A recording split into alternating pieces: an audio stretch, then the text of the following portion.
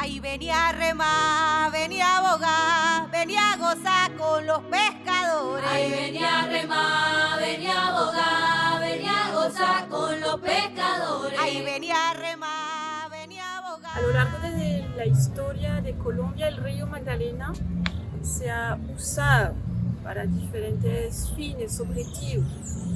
El río ha sido considerado como un recurso. Inicialmente fue un medio de transporte, pero también sus aguas han sido utilizadas también como un recurso para producir tanto materias primas, por ejemplo, cultivos de diferentes naturalezas, el tabaco y hoy en día la palma, que requiere muchas aguas en toda la cuenca del río Magdalena. También el río ha sido usado para producir energía, por ejemplo, con las represas hidroeléctricas. Entonces vemos que este río tiene un valor social asociado pues, a esta idea de recurso y de lo que puede producir para la sociedad. Todo eso pues, ha generado entonces unos ciertos tipos de presiones de diferentes naturalezas sobre los acuatorios, los ecosistemas fluviales de ciénagas, los complejos de ciénagas. Entonces tenemos diferentes fuentes de contaminación que pues, se van acumulando y que interactúan entre sí en el río Magdalena y sus complejos de ciénagas.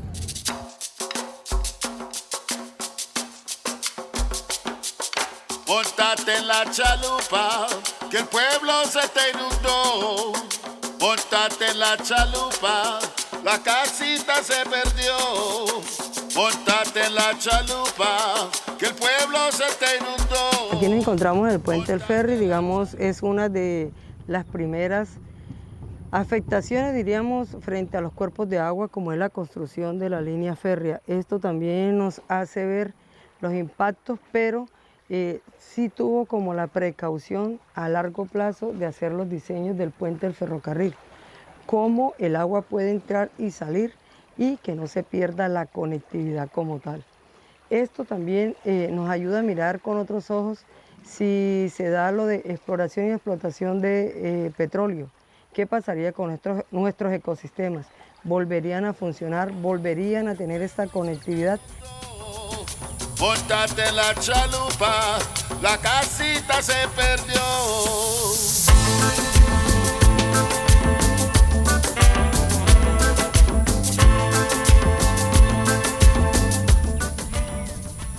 Yo considero que las afecciones más grandes que tiene la pesca son las obras de infraestructura, más que los artes ilícitos, por las alteraciones que han tenido los ecosistemas. La construcción de hidroeléctricas. Otro grave error que cometió la institucionalidad fue la titulación de baldíos alrededor de los cuerpos de agua, donde anteriormente eran filtros naturales y hoy en día son potreros. Hoy en día usted no encuentra, en el municipio de Morales, alrededor de la ciénaga, usted no encuentra una ciénaga que conserve la franja protectora. Todas están deforestadas y con tendencia de que el dueño de los predios día tras día vaya incrustando la cerca hacia adentro del cuerpo de agua.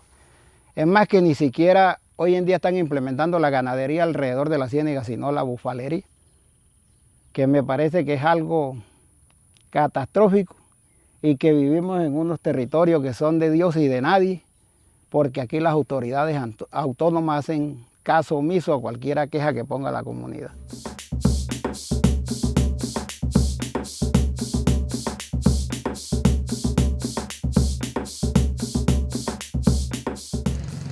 Los terratenientes, lo que son los terratenientes, los de la finca, también han contribuido mucho a acabar los criaderos del pescado. ¿Por qué?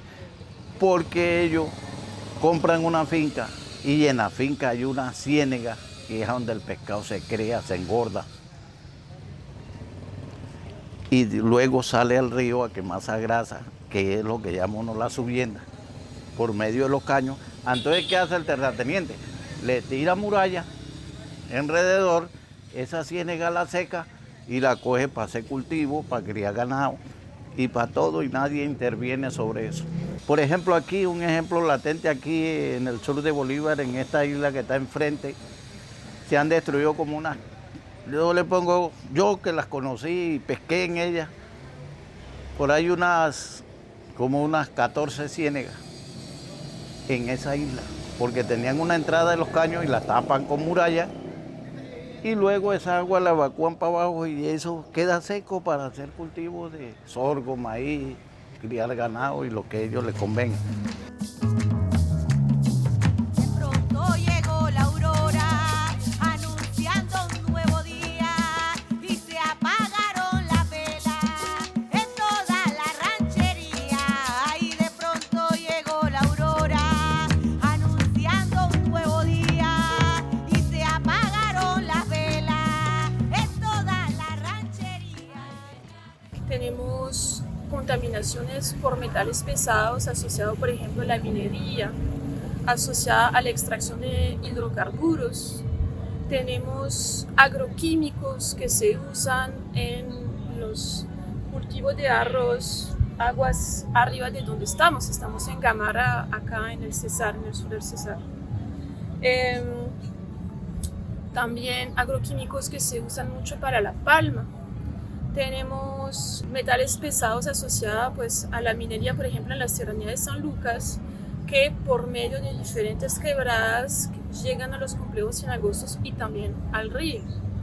Pero también tenemos una gran contaminación asociada a las materias orgánicas, porque en casi toda la cuenca pues encontramos muy poco tratamiento de las aguas residuales. Entonces estamos ante una gran paradoja de una gran abundancia de agua, pero un río digamos un río pensado también con todas sus conectividades hacia sus fuentes hídricas, las quebradas, los caños, los rasuelos, las ciénagas, que efectivamente han sido presionados por las actividades antrópicas y que han recibido diferentes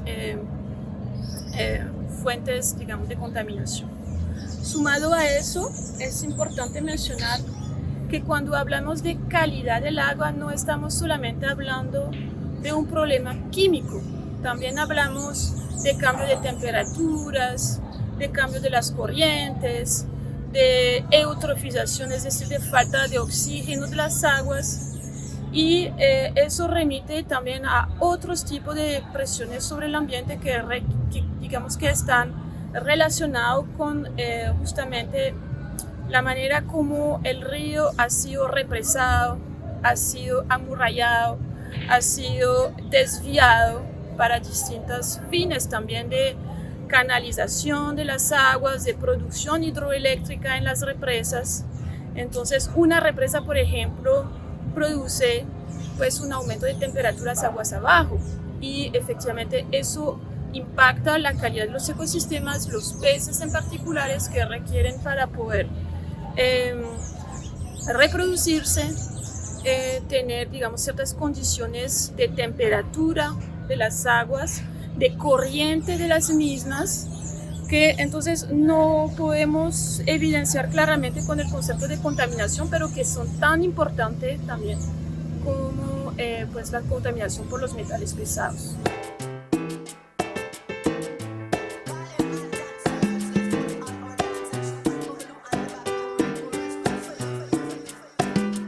Se quieren llevar el agua, nos quieren quitar nuestra ilusión.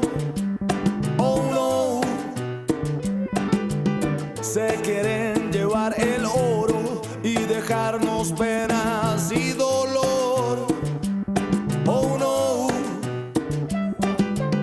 Contaminar nuestros ríos y talar la selva, oh Señor. El proyecto hidroeléctrico El Quimbo es una represa que inundó alrededor de 8.500 hectáreas en el centro del departamento del Huila y que generó desplazamiento, ruptura de las cadenas productivas, privatización del río Magdalena y pérdida de la seguridad y la soberanía alimentaria en nuestra región. Es un proyecto que llegó en el año 2008 y adicionalmente pues ha generado diferentes situaciones de conflicto a lo largo de estos 16 años. El proyecto ha tenido diferentes y múltiples afectaciones, pero creo que hay un hecho fundamental y es que en el año 2015, con la construcción del muro y el llenado de la represa del Quimbo, se generó un daño mucho más grave, que es la desoxigenación del río Magdalena. En este momento el río Magdalena funciona con 2 grandes tanques de oxígeno porque no alcanza los niveles mínimos que establece la ley, y esto pues ha conducido a una pérdida de la biodiversidad de las especies que tenemos en el río Magdalena, que ya estaban en riesgo porque tenemos otra represa que es Betania, a menos de 12 kilómetros.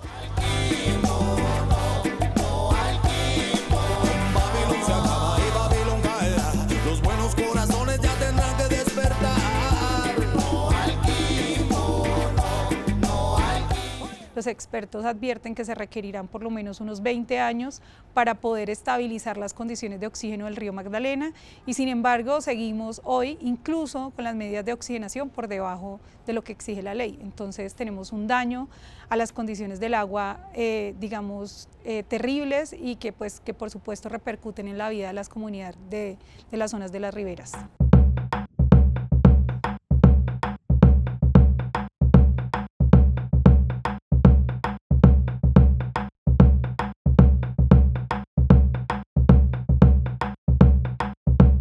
Estamos devolviéndole a los ríos un agua en una calidad pésima en general.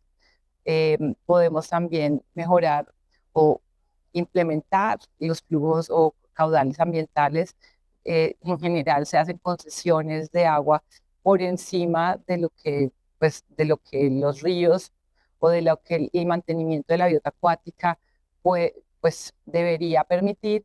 También podemos intentar restaurar las cuencas, incluyendo pues sus bosques riparios, que la vegetación ribereña se convierta como en un aliado en todo lo que fue proveedor de alimento también para la biota acuática.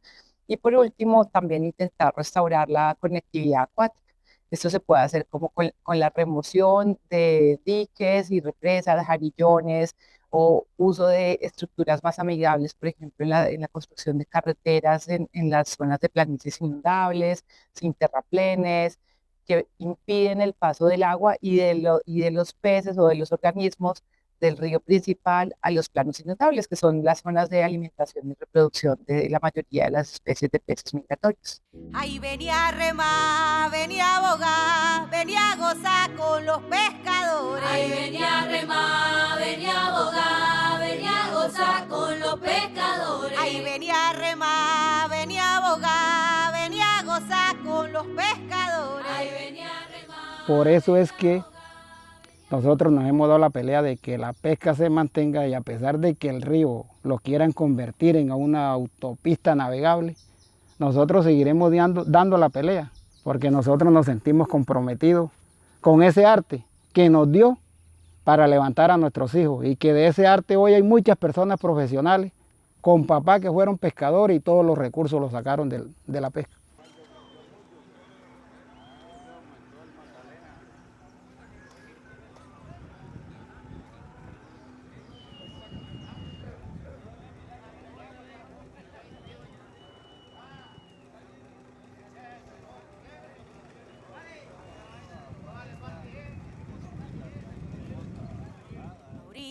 Del Magdalena.